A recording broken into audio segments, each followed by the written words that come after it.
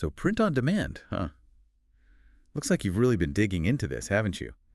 Articles, book chapters, Even some handwritten notes, I see. that's dedication. And it tells me you're not just window shopping in the world of e-commerce. You're ready to roll up your sleeves and see if POD is the right fit. And you're smart to be thorough.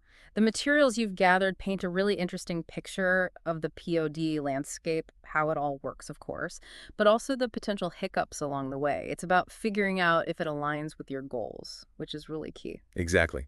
And speaking of goals, you mentioned wanting to turn your passion for vintage travel posters into, well, an actual business. A lot of people dream about that, but you're actually taking steps. That's That's right. great. Well, this whole print-on-demand thing, it lets you sell those designs, those fantastic posters, without needing to, become a poster packing machine yourself. No stockpiles in the spare bedroom. Right. Now, it might sound similar to drop shipping, which a lot of people are talking about these days, but with POD, you're the design mastermind. It's your creativity at the heart of it. Which gives you way more control over your brand. You're not just a reseller, you're an artist, an entrepreneur. It's exciting. It really is. And one thing that struck me going through the research you sent is how the text you shared really traces the history of POD. It's not some newfangled fad, is it? Not at all. It's gone from this niche service to a multi-billion-dollar industry.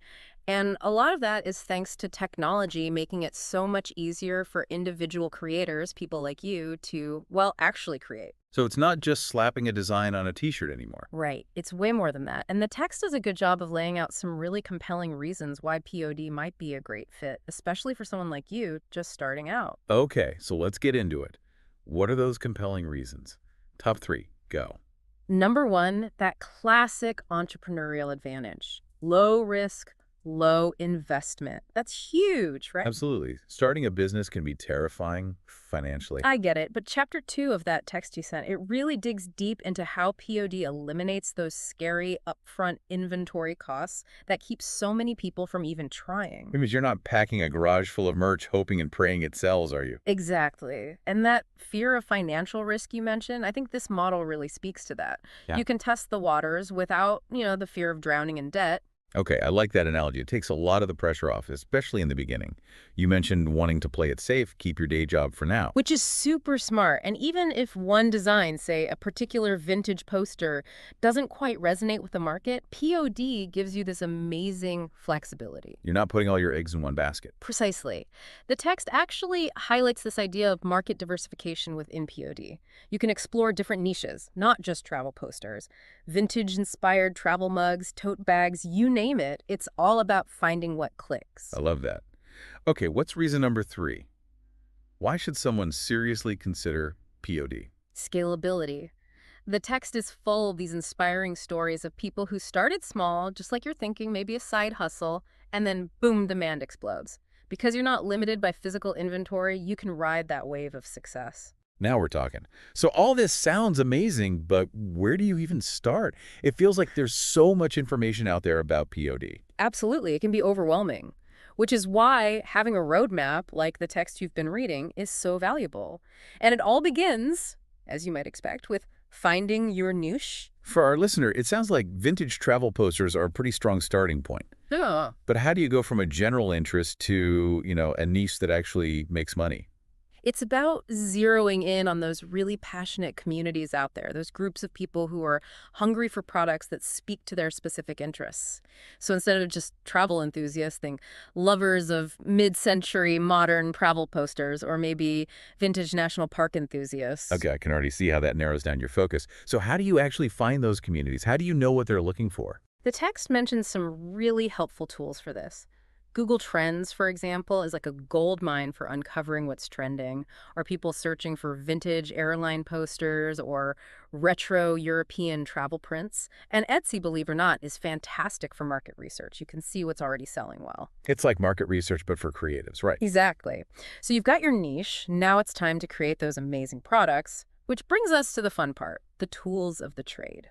Let's talk design. The text mentions the usual suspects, Canva for those just starting out, Adobe Illustrator, Photoshop for the pros. But the most valuable advice they give, in my opinion, is that emphasis on originality. You mentioned you love those hand-drawn illustrations from the 50s, right? That distinct style. That's your superpower. Don't be afraid to let that shine. Because a generic design is just going to get lost in the sea of POD products, right? Absolutely. You want people to see your stuff and say, whoa, I need that on a t-shirt. Or that would look amazing in my living room. It's about standing out. 100%. And a unique style, a catchy tagline, something that gets people talking. Those are the elements that make a brand memorable. And once you've got those eye-catching designs, it's time to decide what you're actually going to put them on, right? Yeah. The text has a pretty comprehensive rundown of those popular POD products.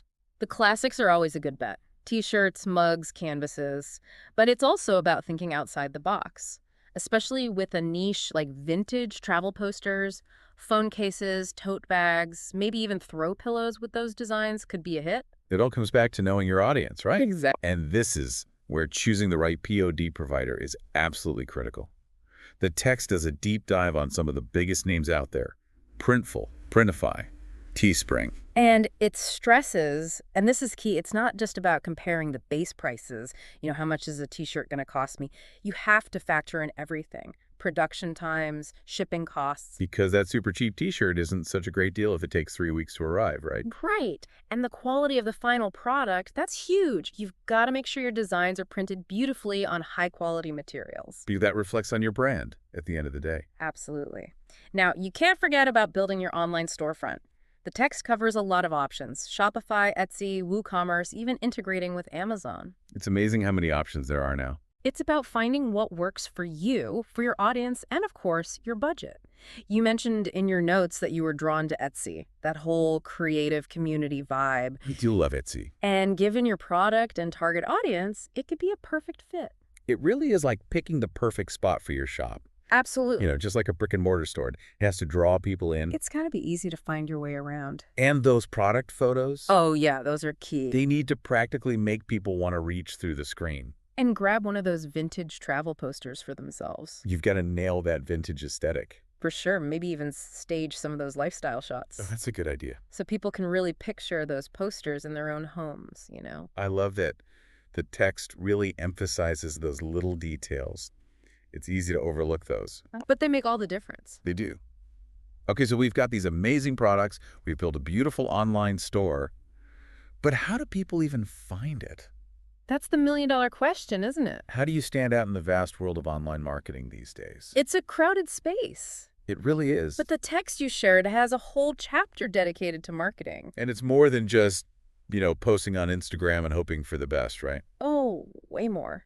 We're talking about a strategic approach here. So it's not a one-size-fits-all kind of thing. Definitely not. The text dives deep into using different platforms strategically. Like which ones? Instagram, Pinterest, Facebook. Usual suspects. But it's about using them to really hone in on your ideal customer, So it's about finding those vintage travel enthusiast communities we talked about online. Exactly. You got it. Share the stories behind those posters, the destinations that inspired them. The artists who created them. It's about building a community around your brand. Making those genuine connections that turn followers into customers. And then into loyal fans. Speaking of connecting, what about influencer marketing? Oh, that's huge these days. It's like everyone's talking about it. And for good reason.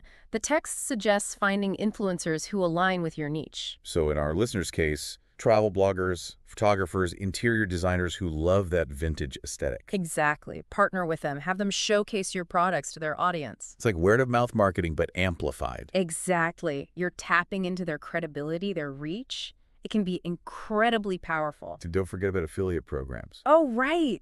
Those are a great way to expand your reach, too. How do those work again? Basically, you incentivize other people to promote your products. And they earn a commission on each sale. Exactly. It's a win-win. You get more exposure, they get rewarded for driving sales. Okay, so we've got social media, we've got influencers. What about paid advertising? That's always an option. Is it a must-do for POD? It can be a powerful tool, but it requires a smart approach. Especially if you're watching your budget. Exactly. The text really emphasizes the importance of understanding your ROI. Return on investment. Right. You don't want to just throw money at ads blindly. You need to know what's working, what's not. The text talks about A/B testing. Have you heard of that? I've heard the term, but I'm not exactly sure what it means. Basically, you create different versions of an ad. Different headlines, images, calls to action. Can you track which one performs the best? So it's all about using data to refine your approach. Exactly. It's about being strategic with your ad spend, making sure you're reaching the right people at the right time with the right message. That makes a lot of sense. Yeah. Now, beyond ads and social media, the text is a big advocate for content marketing. Yes, content is king, they say. But what does that look like for someone selling vintage travel posters? Think blog posts, YouTube videos, even TikToks if that's your jam. So you're not just trying to sell people something outright. It's about providing value to your audience, building that relationship. So, for example, you could create a blog series about the history of travel posters. Or a YouTube channel with tips on how to create the perfect gallery wall. I love that you're establishing yourself as an authority in the vintage travel space. Exactly. You're not just a seller. You're a resource, a trusted voice. Which builds credibility and ultimately leads to more sales. It's a long game, but it's worth it. The text also mentions email marketing as a way to nurture those valuable customer relationships. Email's not dead. Not at all. It's all about using it strategically. Building an email list organically. Maybe offering a discount code in exchange for signing up. And then sending those targeted campaigns, providing value, not just bombarding people with sales pitches. So instead of just saying, buy my posters, You're sharing design inspiration travel tips, exclusive deals for your subscribers. making them feel like they're part of an exclusive club. Exactly. It's all about building that relationship. Okay, so we've covered a lot of ground here, We have from finding your niche, designing those vintage posters, building your online store. and mastering the art of marketing. But let's be real for a moment. No business journey is without its challenges. It's all part of the process. And I appreciate that the text doesn't shy away from the potential hurdles of POD. It's about setting realistic expectations right from the start. It's important to go in with your eyes wide open. So, what are some of the bumps in the road our listeners should be prepared for? One challenge the text highlights is the potential for low profit margins. Especially when you're first starting out. Exactly. You're not selling those high-ticket items right off the bat. So how do you make sure you're not just breaking even with each sale?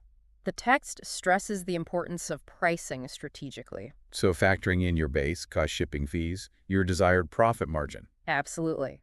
And doing your research. What are your competitors charging? What are customers willing to pay for similar products? It's a balancing act, for sure. You want to be competitive, but you also need to make sure you're valuing your time and your creativity. And that ties into the text's advice on selling in volume. The more you sell, the lower your production costs per unit. And the higher your profit margin. Okay, so how do you go from a handful of sales to a flood of orders? That's the dream, right?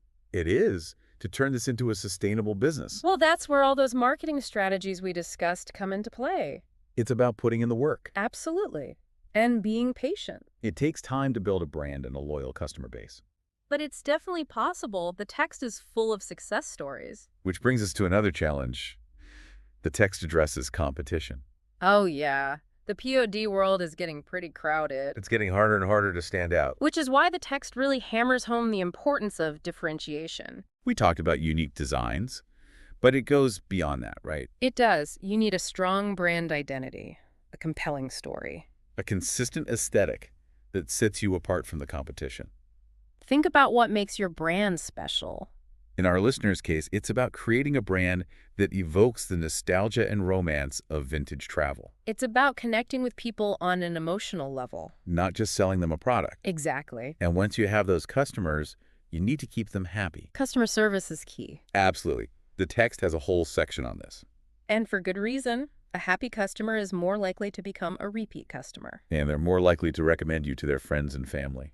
Especially in the age of social media, word of mouth can make or break you. So what are some of the key takeaways from the text when it comes to customer service? Respond promptly to inquiries, handle order issues smoothly, and address negative reviews professionally. It's all about those personal touches. Making people feel valued and heard. Now, the text also mentions a challenge that's specific to the POD model itself. Which is, Your reliance on third-party providers. yes. You're essentially entrusting another company to handle a big part of your business. The production, the printing, the shipping. It's a partnership. But what happens if something goes wrong on their end? That's always a risk. What if the print quality is bad? Or the shipping takes forever? Those are valid concerns. So how do you mitigate those risks? The text recommends doing your due diligence, Researching providers thoroughly. comparing their track records, reading reviews from other sellers. Don't just go with the cheapest option. Exactly. Look at their customer service, record their production times, things like that. And once you've chosen a provider, Communication is key. make sure you understand their production timelines. And set realistic expectations with your customers regarding shipping times. Transparency is so important. It builds trust. Okay, so before we dive into the exciting world of scaling your POD business, Scaling up, that's where things get really interesting. I want to take a little detour. The text you shared includes some really interesting case studies of real-life POD entrepreneurs. Oh, I love a good case study. Me too. It's one thing to talk about theory, but it's another to see how it all plays out in the real world. Exactly. It makes it feel more tangible, more attainable. And these case studies are full of valuable insights. The first one features an entrepreneur who tapped into the world of, you guessed it, vintage travel. Of course. Gotta love a good niche. They started by designing T-shirts with retro travel poster designs and slogans. Things like "Wish You Were Here," with images of national parks and landmarks. Classic. And it really took off. They were able to expand their product line to include hoodies, tote bags, even phone cases. All with that consistent vintage travel vibe. It just goes to show the power of a strong niche focus and consistent branding. Absolutely. Now, the second case study is a bit different. It focuses on a brand that specializes in handcrafted jewelry. Okay, interesting. So a completely different niche. But the principles are the same. How so? This entrepreneur combined their passion for sustainable living with their jewelry making skills. So they found a unique selling proposition, Exactly. They're using POD to simplify their production and fulfillment process. which frees them up to focus on what they love, designing and creating. It shows that POD can be applied to a wide range of products and niches, as long as you have a clear understanding of your target audience and what makes your brand unique. I love that. Now, the final case study takes us into the world of pet accessories. Pet accessories. Remember our earlier conversation about niche diversification? I do. This entrepreneur started with custom pet portraits, Cute. but then they branched out into creating matching bandanas, leashes, even owner pet apparel. Oh, that's fun. I love that. It just goes to show that sometimes the most unexpected niches can be incredibly profitable. You never know. And it highlights the importance of flexibility and a willingness to experiment within your chosen market. Absolutely. You have to be willing to adapt and try new things. So from vintage travel to sustainable jewelry to personalized pet gear, these case studies really highlight the diversity of the POD world. And the endless possibilities for creative entrepreneurs. They prove that with passion, creativity, a solid strategy, and the right tools, you can build something truly special. You can turn your artistic vision into a thriving business. It's inspiring, really, seeing those success stories. But let's say you've got that POD side hustle humming along. Those vintage travel posters are selling like hotcakes. What's next? How do you take it to the next level? That's where things get really exciting. The text talks about scaling strategies, taking your business from side hustle to, well, empire. Okay, empire building. I like the sound of that. Where do we begin? It starts, like those case studies showed, by thinking beyond that one winning product. So not just vintage travel posters, even if they're a huge hit. Exactly. The text talks about product diversification. You've got a captive audience, people who love those posters, right? Why not offer them something more? Something that complements what they're already buying. So what are we thinking? Matching luggage tags, passport holders, maybe even those vintage-inspired travel journals. Now you're getting it. It's about leveraging that brand you've built, that customer base you've cultivated. Makes sense. What else does the text suggest for scaling up? This one might seem a little daunting at first, but it has huge potential, especially in today's global market. Let me guess. We're going international. You got it, taking those vintage posters global. Okay, that's a whole other ball game, isn't it? Yeah, it is. And the text doesn't sugarcoat it. There are challenges. You have to think about those different cultural contexts. What resonates with a vintage travel enthusiast in the US might not be a hit in Japan, for example. And language barriers. Exactly. You might need to translate those taglines, product descriptions. And then there's the shipping. International shipping can be a nightmare. It can be tricky. The text suggests really doing your research, comparing different shipping options, factoring those costs into your pricing. It's a lot to juggle. But the potential payoff of tapping into that global market is huge. It could be a game changer. Now, let's talk about something a little more practical. As your POD business grows, you can't do it all yourself, can you? It's true. I'm already feeling the burn, and I haven't even launched this hypothetical business yet. It's a good problem to have, but that's where the text emphasizes the importance of automation and delegation. So working smarter, not harder. Exactly. There are tools out there that can streamline those repetitive tasks. Email marketing platforms, order fulfillment integrations. Think of it as building your own little support team, even if it's just digital for now. Freeing you up to focus on the creative stuff. The stuff that only you can do, designing those posters, crafting those marketing campaigns, and as your business grows, the money starts coming in, what then? Reinvest. Right. You got it. The text talks about putting those profits back into the business, upgrading your materials, testing out new product lines, expanding your marketing efforts, maybe even hiring help. From printing on demand to building a team, that's incredible. It's a natural progression. You start small, leveraging the accessibility of POD, you test the waters, and as you gain momentum, you've got the resources and the confidence to really take those next steps. Wow. This whole deep dive has been incredibly insightful. I agree. Print on demand is such a powerful tool for creative entrepreneurs. It gives you that low-risk entry point to share your passion with the world, to build something you're proud of. So to our listener out there, the one with that incredible vintage poster idea, we hope this deep dive has given you the knowledge and the guts to go for it. You've clearly got the passion, the eye for design, and from the sounds of it, you're already on your way. We can't wait to see what amazing things you create. And until next time, on The Deep Dive, happy designing.